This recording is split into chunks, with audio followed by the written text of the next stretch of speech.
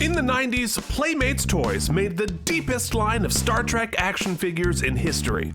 My name's Keith, and I'm a collector working towards owning all 284. I've been a Trek fan for almost 35 years, and most people are sick of me talking about it. But somehow I've convinced my old friend Mike to review them with me on Look at My Star Trek Toys! What's up, everybody?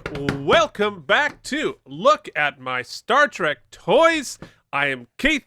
That's Mike. We have been discussing a whole ton of action figures. We have talked about all of the Playmates 4.5-inch figures. Last couple of weeks, we've been doing a lot of custom action figures. A lot of really cool stuff. We're going to get into the ships and play sets soon enough. But today, we are doing our first of probably many episodes on not the figures, but how do you have those figures displayed? So we have our first displays episode. Now, I know that there are a ton of them out there, and so more to come for sure.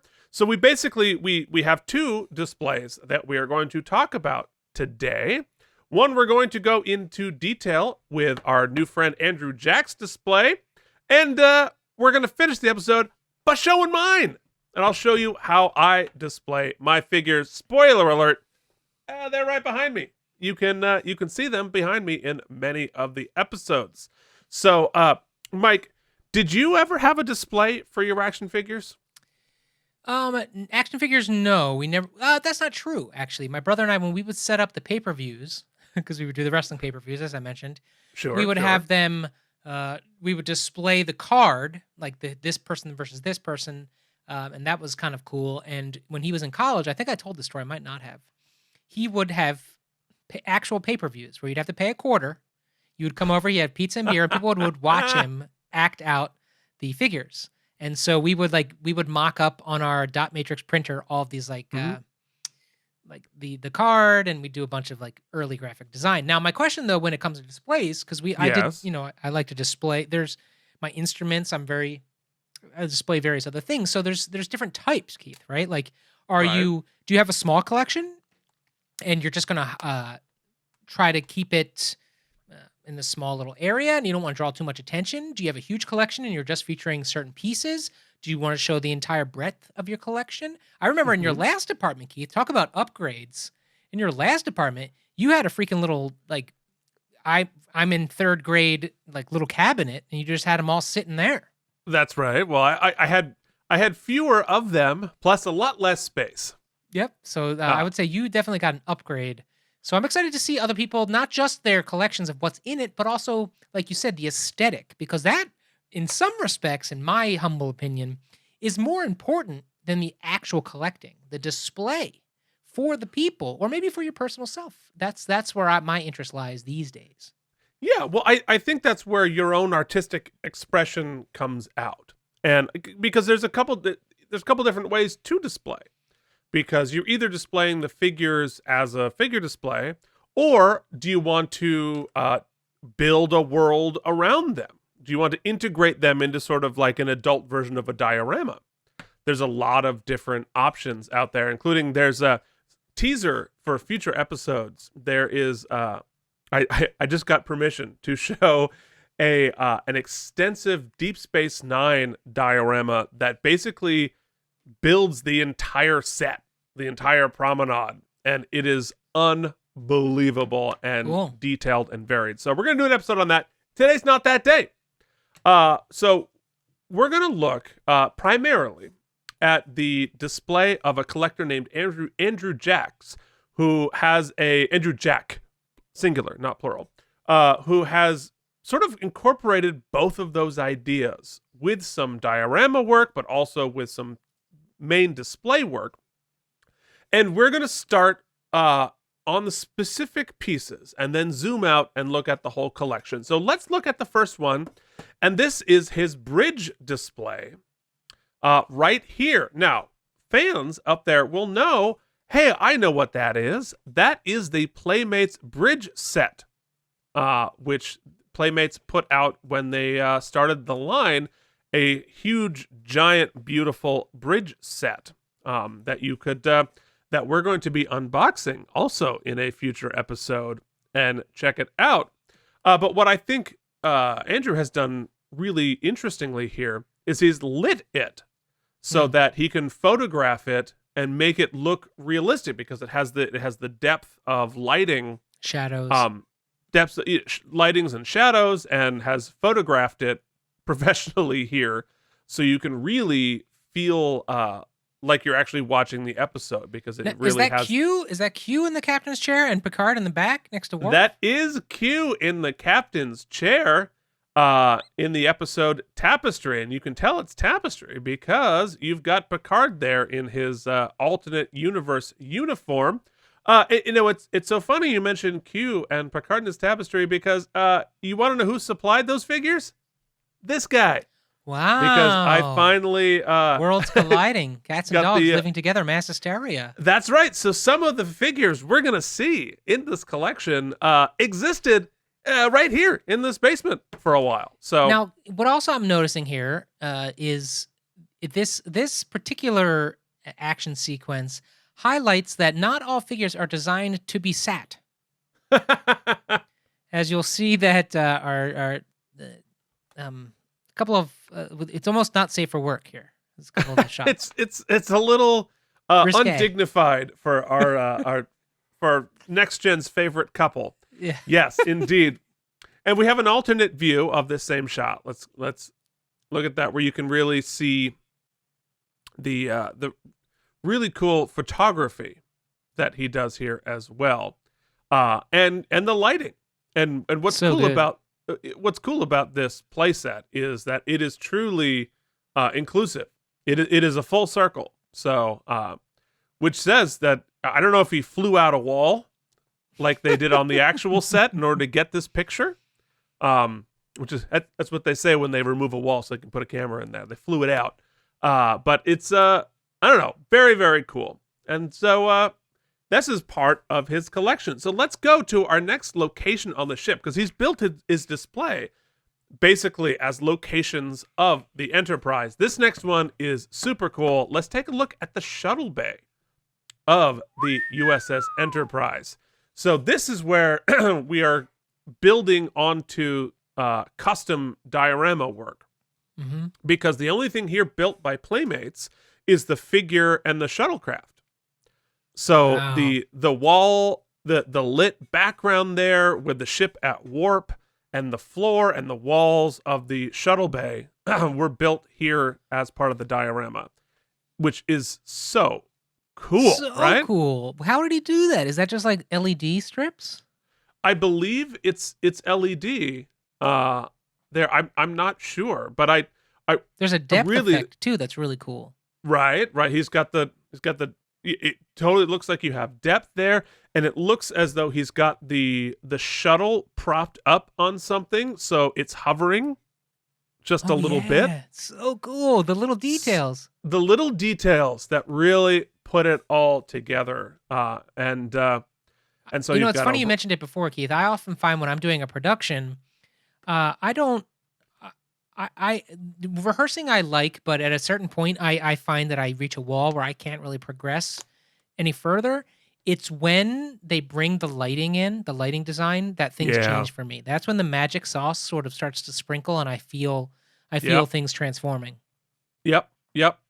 No, it really is. And I love the sort of gloss feel to the floor, which adds to the depth, because you have the light reflecting off of it. And that was, and the floors were kind of like that. So it is almost a photorealistic representation. So what's the story being told here? Why these characters?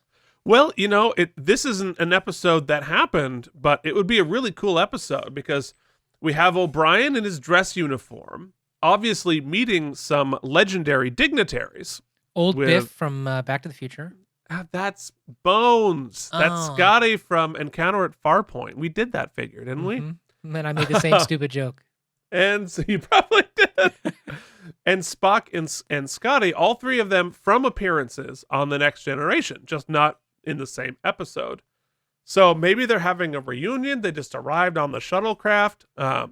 They probably shouldn't have that door open at warp. Look at the depth of field work here. I mean, he's a great photographer too, Andrew. Great photographer. Yeah, no, for sure. I mean, that's the depth of focus is where, folks, if you want to look like a professional photographer, get the depth of focus right. Mm-hmm. But don't overdo it. Like with the people with the iPhones, it's terrible. Well, don't artificially do it. You have to do it actually in the lens, which is what Andrew has done here. And yeah, you can see from the side there's it's done with LED lights. LED strip lights. Yeah. Which we're going to talk about because Lord knows I love myself an LED strip light. Yeah, but behind it looks like there's another one coming through. Whatever he's using as a separation looks like he has a LED in the front and in the back. It feels like, yes, I bet there is. I bet that's a semi-transparent film there that's been painted on that you light like from the back and the front. Yeah. A gel. It's probably a gel. Whatever it is. It's cool. Super cool. Super cool. Let's go on to our next location on the holodeck. And this is going to be our crew from the Dixon Hill set. Yes, that is so cool. I'm not sure. I feel like the backdrop there is from the set. Because they did do a Dixon Hill twin pack. That might have been the background on. I think that's what that was. Unclear, but I think the shadow holodeck from. floor, So you're telling me that is the shadow from the hanging fan is painted on? I believe that's part of the backdrop. Okay, because well, then the way it's shot makes it look. That's really cool. It's well, clever. right, because he integrated what they had done there with the lighting into it. Very cool. We haven't talked about these figures, Mike. But these are some of the holodeck figures where we go, because Dixon Hill is sort of like a private eye sort of a deal. Whoopi's there, and Gates and Brent. So it's a it's a holodeck story that Picard likes to be a private dick. And anyway, very cool. Again, lit really well, and then the holodeck grid on the bottom, I believe, has to have been built custom. But very, very cool little trip to the holodeck. And let's go to our next thing. You know how we talked about when I did my big unboxing of that huge collection? We invented a Borgatorium. And guess what? Andrew has his own Borgatorium. Yes. So wow. Very, very cool here. So he has what looks like pretty close to a complete set of the Borg from the 4.5-inch Playmates, plus a 6-inch, plus a Locutus from a different line. Some of those Borgs were from the original Borgatorium that we opened up, are now there on that display. And this is an example of where we're not doing a diorama. It's more of a display. But again, playing with good lighting, playing with depth on your shelf there, so you can have the ship behind. It's like a really cool poster, all together there on a glass shelving system. Yeah, that Borgatorium in that setup is much cooler than the just pile of refuse figures you had in front of you through shitty like toy cam. Some sort of a massacre that happened. Yeah. Exactly. That big one in the back is super cool too. That's clearly super not cool. Playmates, but that's awesome. Yeah, no. Well, that's bigger scale, bigger budget. Yep. But nonetheless, very, very cool. It's got the Borg Queen in the center there. So now let's zoom out and take a look at the full display, because all of these things that we have shown are pieces of a larger display. And so if you go to our next picture, we'll break this down a little bit piece by piece. So if you look at, so here's the top line where he has the 6-inch First Contact cast up there with a full-sized phaser rifle. Cool. Very, very cool. And then on the next layer down, he has some of the ship models with some various Captain Kirks in front of it, in front of an Elcar's display printout. Really cool. Great background for the ships and all of that, with some LED light strips so that each shelf independently has its own lighting, which is very, very cool. So let's go to the next one down. And you can see, well, here's a couple of the dioramas that we saw, including more of the next-gen playsets. So we can see he's got his little Picardatorium there with some of the ships. And he's got a signed Worf figure in the back there. He's got the Playmates phaser. He's got the tricorder. He's got the communicator pin. Lots of really cool stuff there on that next line. And then on the shelf below it, which I think there is another picture of, you can see the whole holodeck set up there. So you have the engineering station playset on the left, Dixon Hill in the middle, and then the bridge on the right. You can see he's incorporated all within this holodeck world, which looks really cool. It's a great way to tie it all together with the holodeck background. Again, also lit from above. So it's all integrated there. It's really, really cool. And on the bottom left, we have our shuttle bay scenario, as well as a transporter room. And that is the Playmates transporter room set there, which is, if you see the intro to this show, you see me holding one of them on the show. And so this is Andrew and his daughter. Beam me in. There they are. Yeah, in his own custom-built transporter pad in his house. That is awesome. Next to the display. So the two of them are there in uniform, and he sent me a video of it. It lights up and has the sounds incorporated. What a cool house. And how much cooler to be able to share it with your daughter too. It seems like she's into it, so that's awesome. Truly, truly. Like what a gift to be able to share that with your family. It's one thing to play with your toys, but to like have your kid be into playing with you, that's even cooler. Right. Well, and got her at about the same age I got into it. Yeah. So I was 7 when it's not that hard to sell. Out. Like, hey, you want to dress up and play with some cool toys? Let me think about it. As a kid, you're like, heck yeah, Dad, let's do it. Heck yeah. Well, honestly, to do anything with your dad. Yeah, you're right. Like, you're right. It's really cool, really special. I love it. Very cool. Andrew, thanks, you Andrew. For sending all of that. That is really fun, and hopefully you enjoyed us talking about your display. Very quickly, we have one other display here, and a sort of from our friend Charles Nivens, who sent us his little comedic scene, which I laughed out loud when I saw this the first time, because it's basically all the engineers backseat engineering O'Brien as they work on a shuttlecraft. So you have Geordi and Data definitely telling O'Brien what he's doing wrong, which feels 100% in keeping with the dynamic it would be there, and the sort of put upon O'Brien on Deep Space Nine. And it's cool because he's incorporated the original boxes that a lot of these ships and sets came in, but also with some storytelling. Because I think if you're going to have a display, you have an opportunity to tell a story while you do it. That's great. So sure. Very, very, very cool. I don't know if that engineering thing that O'Brien is working on is part of the shuttle set, or whether that's from a different piece. I'm curious. Well, we'll find out when we unbox our own shuttle in a couple of episodes. So that's going to be really fun. Thanks, Charles. Thanks, Charles, for that display. All right, so the last thing we are going to do today is we had some comments from folks saying, we see your display behind you. Why don't you show us how you do it?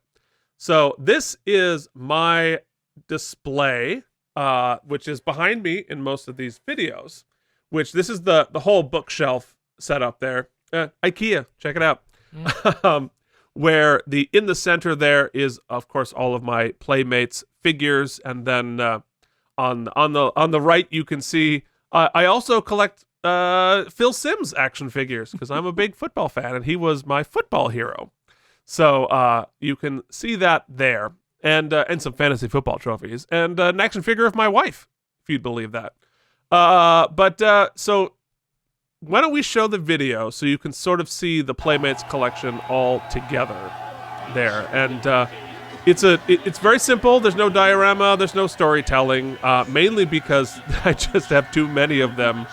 So you have to sort of get them all in as tightly packed as you possibly can. The bookshelf is lit very simply with 2 LED light strips. One is an RBG is the color strip, which goes across the top, and then there's just a flat white around the edges of it. And so the combination of the two allow you to light the entire figure, the entire set. And each shelf I've sort of broken down by, usually by show or by type of action. Obviously, the one that we're looking at here is the original series. The bottom shelf are the riff-raff and miscellaneous, including the giant 7-inch talking figures. But you can see them all together. So Next Gen is up top, and then Deep Space Nine and Voyager on the next level. So that's basically how I have them all set up. I'll put on Instagram at Star Trek Toys. I do have a little diorama that is in my basement window well with some of the 6-inch figures, because with the stones there in the back, it looks like the set on Planet Hell, which is stage 16 at Paramount, where they filmed a lot of this stuff, where they fought off various aliens. So I will show that on Instagram. But I mean, my setup is pretty simple. I have not incorporated the play sets and ships that have just arrived at my house because I'm waiting to open them to share with you. That's the global you, isn't it? That's not even me. You are global. You is inclusive of you. It includes you technically, but once I have those up and running and displayed, I will show that as well. So, Mike, if you had a gazillion of these figures, how would you display them?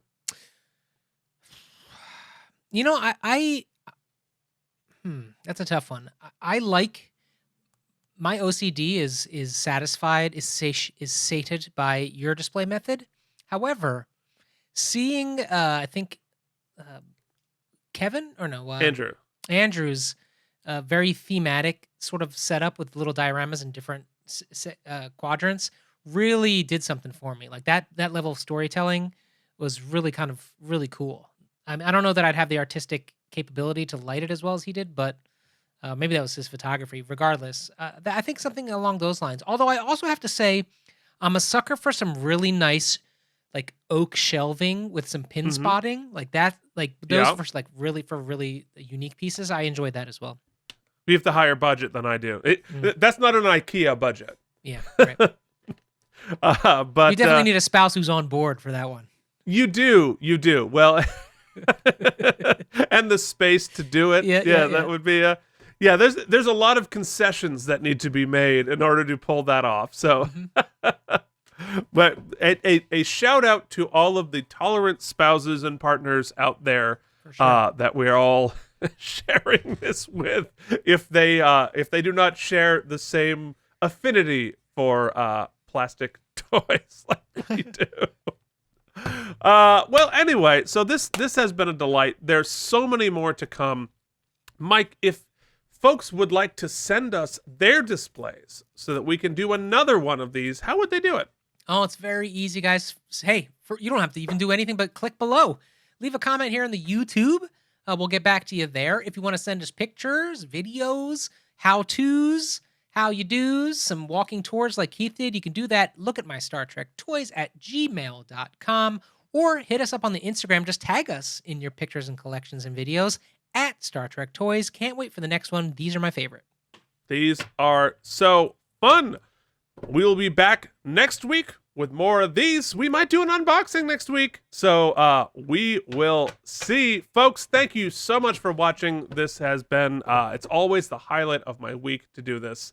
This has been Look at My Star Trek Toys!